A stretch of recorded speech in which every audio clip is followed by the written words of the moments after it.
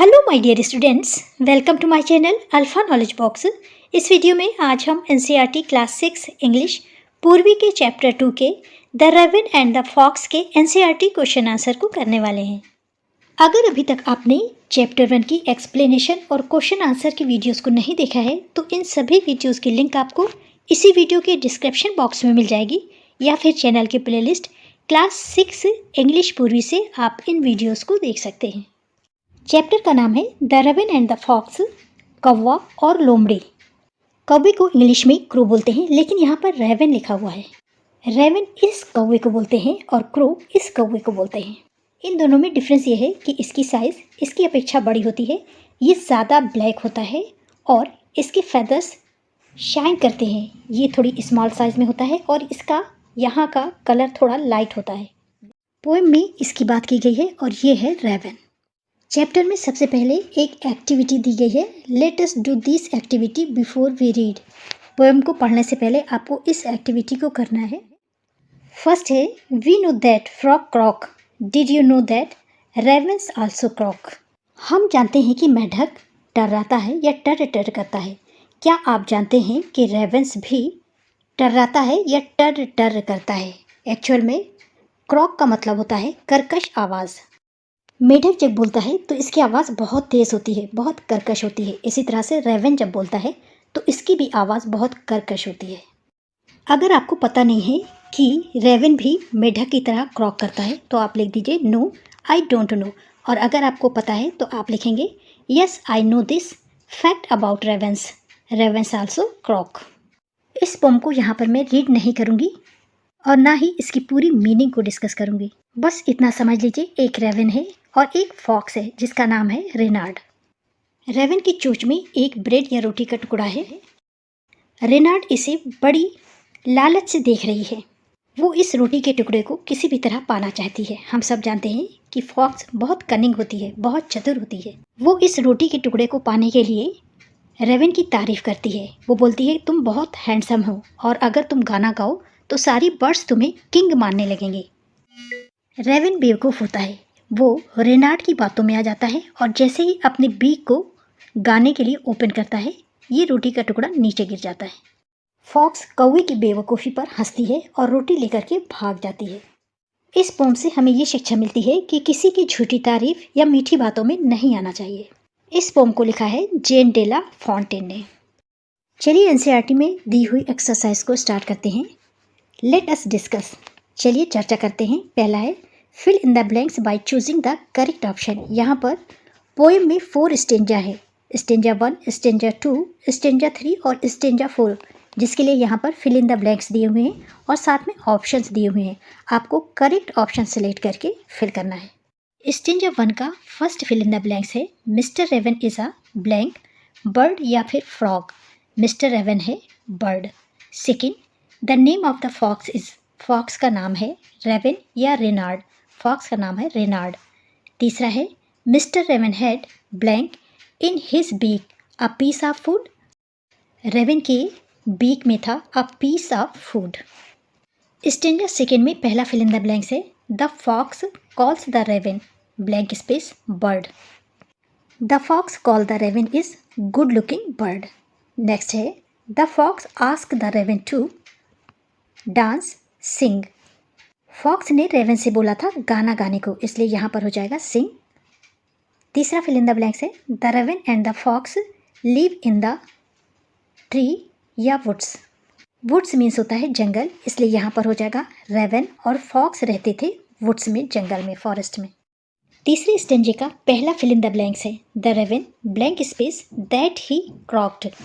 Option है remember या forget, यहाँ पे होगा forget. The raven forget that he croaked. Second fill in the blanks है the raven opened its beak to blank space eat या sing. Raven ने अपनी चोंच को गाना गाने के लिए खोला।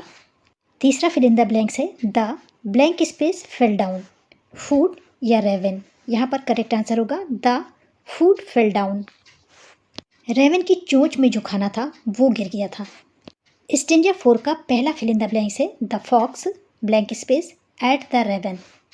ऑप्शन है लाफ्ड या लुक्ड। फॉक्स रेवन की बेवकूफ़ी पर हंसी थी, इसलिए यहाँ पर हो जाएगा the fox laughed at the raven. दूसरा फिल इन द ब्लैंक्स है it is not fill in the blanks to be too proud of oneself. यहाँ पर हो जाएगा वाइज, ये समझदारी नहीं है कि आप अपने आप पर गर्व करें। Last fill in the blanks है the raven learn a lesson, raven ने सबक सीखा।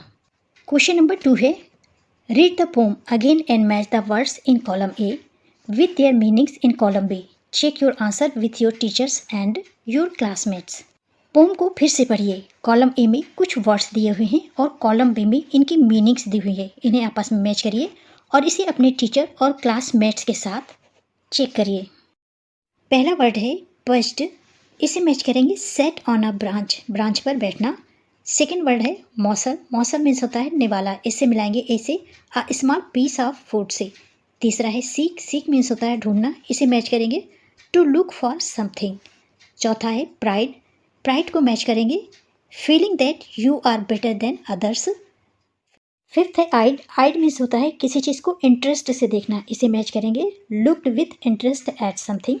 सिक्स है लिम्ब, लिम्ब मीन्स होती है ब्रांच, इसे मैच करेंगे ब्रांच ऑफ अ ट्री से।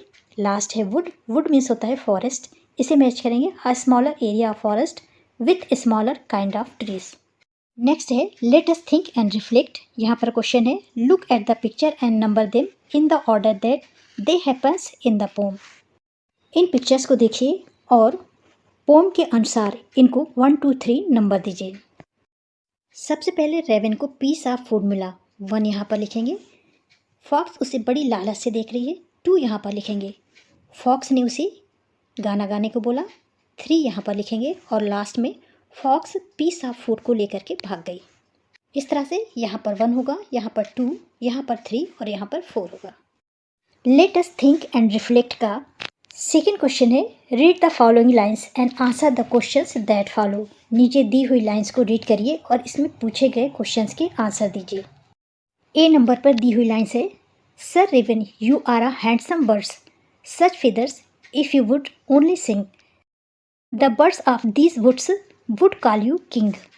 फॉक्स रेवन से कह रही है कि सर आप बहुत हैंडसम हो, कितने सुंदर पंख हैं, अगर आप गाना गाते तो जंगल के पंछी आपको राजा कहते। पहला क्वेश्चन है such feathers refers to dash feathers, यहाँ पर सच फेदर्स किसके लिए बोला गया है? Shiny and beautiful, black and dull, grey and long, short and unattractive. Such feathers बोला गया है शाइनी एंड ब्यूटीफुल फेदर्स के लिए। ए का सेकेंड क्वेश्चन है why would the birds of the woods call the raven king. जंगल की चिड़ियाँ रेवन को किंग या राजा क्यों कहेंगी? फॉक्स ने रेवन से कहा था कि तुम इतने हैंडसम हो, तुम्हारे पर इतने अच्छे हैं, सुंदर हैं, अगर तुम गाना गाओगे तो जंगल की चिड़ियाँ तुम्हें राजा कहेंगी।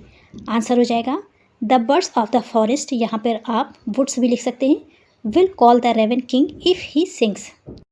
तीसरा क्वेश्चन है why does the fox address the raven as sir. Raven को फॉक्स सर कह कर के क्यों संबोधित कर रही थी? क्योंकि फॉक्स रेवन को बेवकूफ़ बना रही थी। वो चाह रही थी कि रेवन गर्व महसूस करे और गाना गाए जिससे फूड का पीस उसके बीक से गिर जाए। आंसर हो जाएगा the fox addresses the raven as sir to please the raven and make him feel proud. चलिए बी पर लिखी हुई लाइन्स को देखते हैं। The raven who did not see the joke forgot that his voice was just a croak, he opened his beak and his foolish pride. Raven जिसने मजाक नहीं समझा वो भूल गया कि उसकी आवाज़ केवल कर्कश है। वो अपनी मूर्खता और घमंड में अपनी चोंच को खोल दिया। यहाँ पर पहला क्वेश्चन है why did the raven open his beak. Raven ने अपनी बीक अपनी चोंच क्यों खोली? आंसर आप यहाँ से लिख सकते हैं he opened his beak in his foolish pride. Question number second है complete the following with 1 word from the given lines. इन लाइन के द्वारा इस स्पेस को फिल करना है, कंप्लीट करना है। यहाँ पर फॉक्स के लिए लिखा हुआ है क्लेवर, रेवन के लिए आपको लिखना है फूलिश, क्योंकि रेवन फूलिश था, बेवकूफ़ था, और फॉक्स चतुर थी। FOOLISH foolish. इस वीडियो में यहीं तक। पार्ट 2 वीडियो क्वेश्चन नंबर 3 से स्टार्ट करेंगे। This is the end of video. Thanks for watching.